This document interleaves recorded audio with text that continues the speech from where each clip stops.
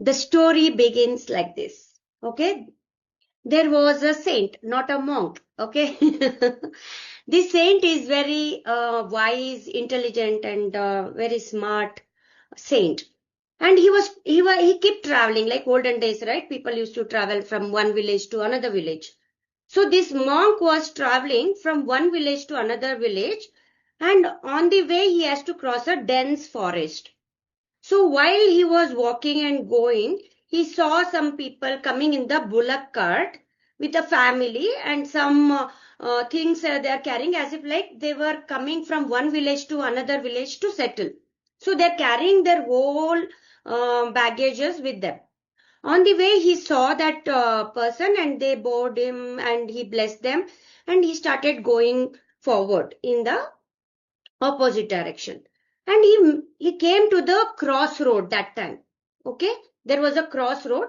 So when he was almost nearing to that crossroad, he was attacked by a robbers, like the dacoits. Olden days, dacoit used to be there, right? So they suddenly came to this saint, very aggressive, very yeah, desperate, like they want to get something robbed.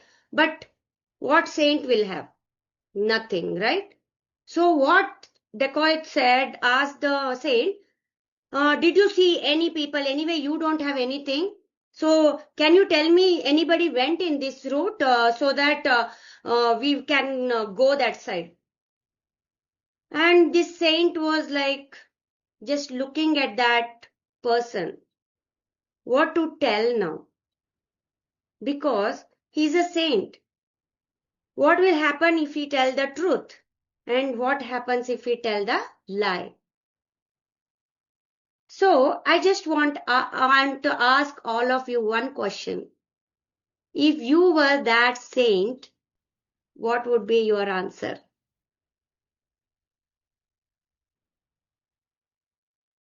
If you were that person and you were stopped by a dacoit, you don't have any options. So what will be your answer? Just type whatever, or you can unmute and answer also. Yeah. I know you all are in, most of them of you are in mobile, so it is difficult to type. I understood that yesterday, some of them told me. So you can tell me. You may say what? Oh, I will not tell the truth because he will go and kill or take their things, right? One option is that. The second one is he is a very truthful saint and he will say, yes, some people went to this road, right? Do you all agree what I said? There are two options, right? Either this or that. But always you have the choices what to answer, right? Integrity, a value. What is you value the most? You just want to tell the truth because that is your value system, that I will not lie because I am a saint. And another value might be another person carrying is that though I am a saint, everything, but I don't want to injustice to happen to somebody because of me, right? Yeah, feeling relaxed. Okay, he should lie. There no other option. Yes, yeah, correct. So we come to that conclusion with our value system. So every time something happens in our life, we always have choices. There is no right and wrong answers, always. Everybody do certain things according to their consciousness. At that moment, they do it. But how we can be different? How we can be different?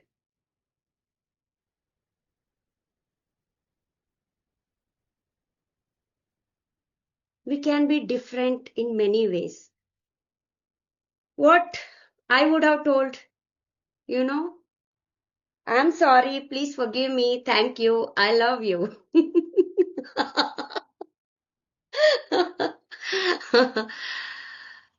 I'm not joking. That is what I would have told. Why I'm telling this? I'm not lying there. and I'm not telling the truth also, right? I choose to be not to tell anything. I just said something different. Yeah, the saint make a Har Har Mahadev, something he'll tell and he will not bother what Dakat is telling. Right? So sometimes, certain situation, you can be thinking very different also. But one thing I want to tell, what you are going to do is only you know your integrity. When nobody is watching you, what you are truly are. That is you. Most of the time we think that, oh, they are looking at me, I have to be certain way. They are going to judge me now, I have to say this now. So we do lot of things because of our surrounding things. Right? Do you all agree what I'm saying? Many times we are not ourselves. We are doing it certain things because that is what demanded. Right? People demand. And we just surrender to other person and just do what we do. So, I just wanted to tell that your integrity is more valuable than anything. So, start looking for what you value the most in your life. This is one thing I just want you to reflect now onwards. Okay? Is it love? It is compassion or money? It is status or it is something? Whatever it is coming, there is no right and wrong. Again, I'm saying there is no right and wrong. If you don't have money, you want money. If you don't have love, you want love. Right? That is what most of the time manifestation people talk about. But whenever you tell about that, that is where you are saying about your lack. Right? So, just I'm giving little bit. As we go further, you will get more clarity in next few days. So, this is one point I want to tell. And I just want to introduce, some of you know Ho'oponopono prayer, but I wanted to say this prayer. This is my favorite prayer. Why it is my favorite prayer? There is no religion associated with this.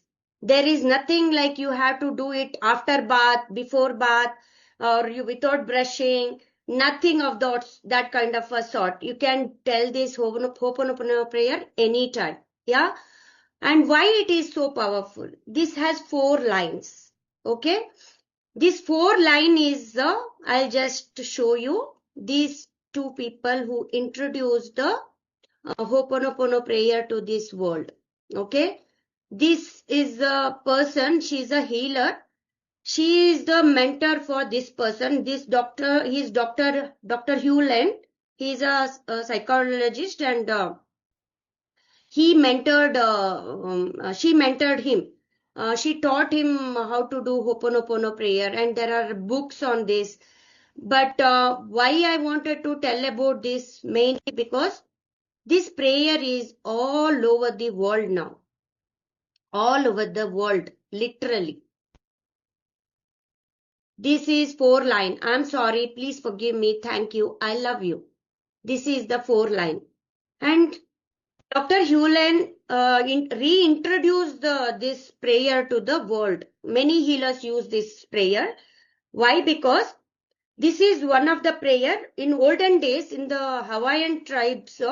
You know, these people who does criminal act, they were usually put where? In the prison, right? But they, in Hawaiian culture, they used to send these criminals to healers. They never used to put them in the prison. They used to send it to healers.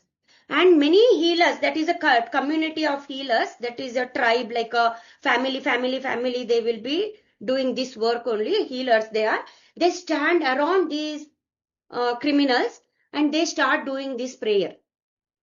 And they send this energy to them so much that within few days, these prisoners, not prisoner, they are the criminals, they change their mind so drastically that this is like a forgiveness and they come out of that immediately. So they are no more prisoners and they are not called as a criminals also.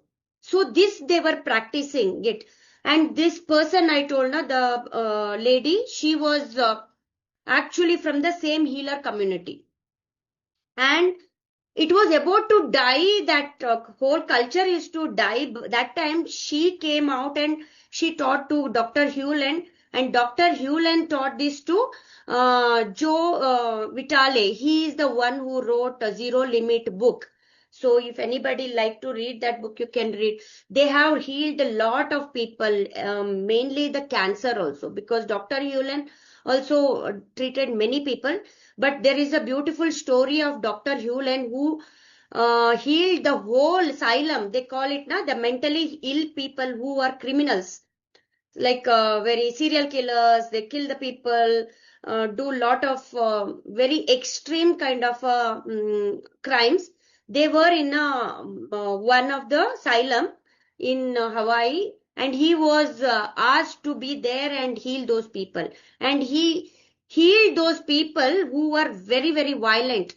Like they used to tie their hand and they were so violent to people don't want to go to that hospital, like to as a nurse or a doctor also. People used to get scared because that is too much of energy. We seeing those people itself, people used to get hatred towards those people.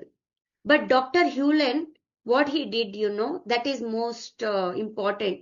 He didn't go and visit any of the patient or any of those criminals. He used to sit in his room and he used to open the file of each criminal's story. He used to read that and then do Ho'oponopono with them. He didn't go to them. Just they said, for example, I'm sorry, Ashwini, please forgive me. Thank you, I love you. I'm sorry, Ashwini, please forgive me. Thank you, I love you. This is I'm doing for myself. But if I want to heal somebody else, I just say that I'm sorry, Chandrika. I'm sorry, Kanti. I'm sorry, Kartikeyan. I'm sorry, Sushmita. So you can say like this. I'm sorry, please forgive me. Thank you, I love you. I'm sorry, please forgive me. Thank you, I love you. This is something changed many people, and many people went for interview Dr. Hewlett, and he never gave any interview. There is only one interview which I have seen it. He went and doing Ho'oponopono for the camera. I was like wondering why he's doing Ho'oponopono to camera. He got crazy or what? But he tells that everything is energy. Everything is energy. And I'm telling you, I'm practicing it from past 5 years, Ho'oponopono prayer. And it made a miracle in my life. If my phone doesn't work, I do Ho'oponopono with my mobile. If my laptop doesn't work, I do Ho'oponopono. If I lose something, I do Ho'oponopono. If I have some disagreement with somebody, I feel bad about that, I just say that person and I just say that I'm sorry, please forgive me, thank you, I love you. If something I have done it from my side, and I just, because sometimes we cannot be able to connect with that person or anything, I just ask and send that healing energy to myself and that person. Yeah, some of you know this process, but I will be teaching you this process also, which is going to change your life. And I'm not just telling, see, whatever 8 days I'm going to teach you, which I got the result and I got it in my students. That is the only thing I'm going to teach you. I don't want to waste your time. And more than that, I don't want to waste my time also, because I have done it so many things, and what worked for me, I am teaching you all. So just believe that only thing I'm telling you, believe it. Many of you, I don't know, many of you are Hindu here or any other religion. I'm just telling you, go enter a temple. What you see inside the Garbhagudi? It is an idol, right? Yeah. What usually that idol is made up of? Stones, right? Some places it is wooden, or most of the time it is stone. Why energy came there? Why energy is there in that temple? Why you believe that it is God who is going to listen to me? How Dr. Hewlett was doing Ho'oponopono for camera, how we do Ho'oponopono for any other things, there is also energy. And why temple energy is more strong, or in a mosque or in a church? Because those are constructed in that kind of an energy. When you enter itself, you feel the energy. Many times you go to temple, come back, you get sick. Right? Some of you might have experienced that. You go into very powerful temple, you may feel sick after coming back. Oh, well, we went to travel, that's why I got sick. But many times something is going removed from your body. Your energy is removed. Unnecessary energy. You get sick, you get fever. That is where the release is happening. So everything is energy. That's what I wanted to say. The stone becomes God, and the God becomes stone. It is only what you believe in. And when you feel that energy, you will understand everything is energy. They say that quantum physics says that if you compress everything, there is only 1% matter and rest is energy. You can search in Google. Yeah. So that is how the power of energy. So don't think how this is going to work. Is it going to work or not? So one is belief, and always remember everything is energy. Yeah. So you have the power to change the energy. There are many people might be believing in nazar or evil eye, right? You could have experienced some kind of energy like that. But what I understood from my mentor and what I have implemented is that when your energy is high, nobody can affect you. When our energy is low, that is where you get affected. So keep your energy high all the time. Whenever. So what I'm saying is keep doing Ho'oponopono most of the time.